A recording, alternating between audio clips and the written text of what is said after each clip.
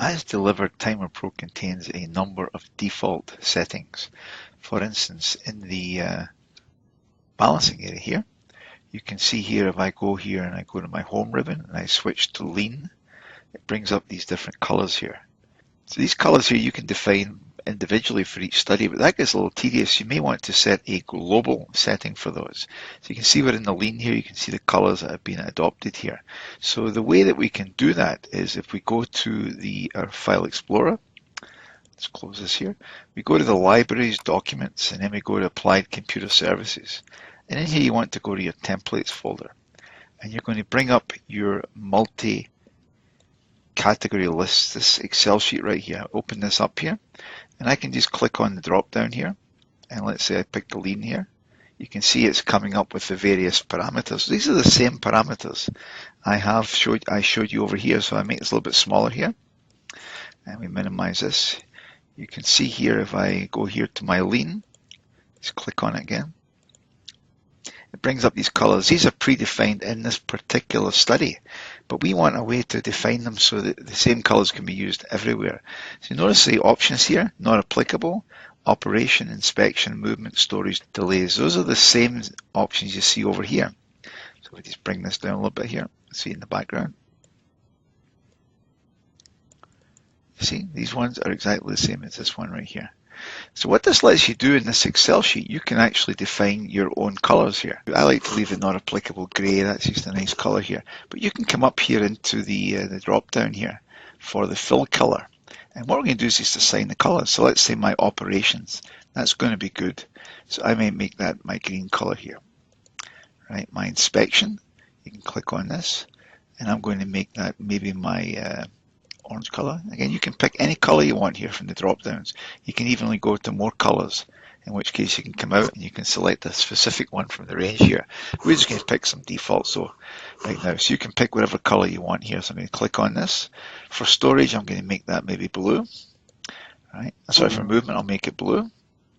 And then for this one, we're going to make it, let's say go here, yellow. Move off that one, move it to the next one and go to delay. That's going to be my red color. So now I've defined my default listing here. I can go to the next one. I can just click on it. And let's say we want to, here's the Kaizen groupings.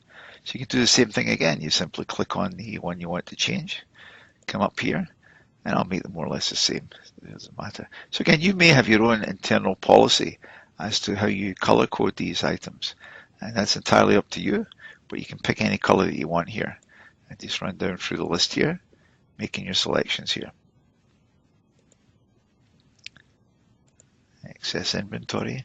Let's say we make that maybe the gold color here, and then the excess defects are going to be the red here. You can see the different categories we have here.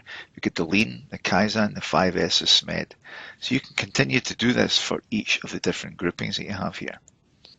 So here you can see I've got it completed for my Lean, my Kaizen, my 5S, and my SMED, and these are the default colors we've done. Now obviously if you add your own entries into any of these groupings, you'd have to come back in here and set the entry, put your entry in here and then assign a color to it here. Now once you've finished defining the colors, you can just say verify. Now I get a message here, no order number has been set, nothing to do. But what I want to do is, these are actually invisible ones. These are not something that we're going to be able to see here, so I'm just going to set these up as being invisible right here. And what that'll mean is it will not look for an order here. So I click on this, and so you set them all to invisible, and then you click View and Export. And it says it's already complete. So now I'm going to go back to my balancing. I'm going to open up my balancing. Now, only for brand new ones will it put the area in here. So if I come in here and I'm just going to maybe add an activity, I'll just say test, and let's say the value of that is 10 here. Okay, and since it's brand new, there's nothing coming in. If I go to my Lean now, you will see the colors I have here. So you can see if I bring up my Excel sheet here in the background, I'll make it smaller so we can see them both side by side here. And I'll just scroll down here. So there's my Lean groupings. And you can see the colors that is inherited here. So it's picking up this color here.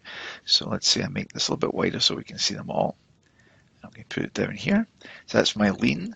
And then if I go to my Kaizen, which is the next grouping here, I click on this, it brings it up. Bring back up the Excel sheet, you can see the Kaizen colors here. Then I'm going to go to my 5S. So I click on the 5S here, and I bring back up the Excel sheet. You can see the 5S colors here. And then I go to my final one, which is over here on the right, which is my SMED. And I click on the SMED option here, and it brings them up. And there you can see the colors here. So you can set up the color coding that you wish for these defaults for the Lean, the Kaizen, SMED, and 5S directly in this one spreadsheet here. And then all you do is when you're finished, you click on the Verify and Export. So again, this template is located in your Libraries, Documents, Templates folder. So I go Libraries, Documents, Applied Computer Services, Templates, and then I scroll down and it's a file called multi-category lists. Right here, you can see it here. This is the one that maintains the default colors to be used in the Lean, Kaizen, 5S, and SMED areas.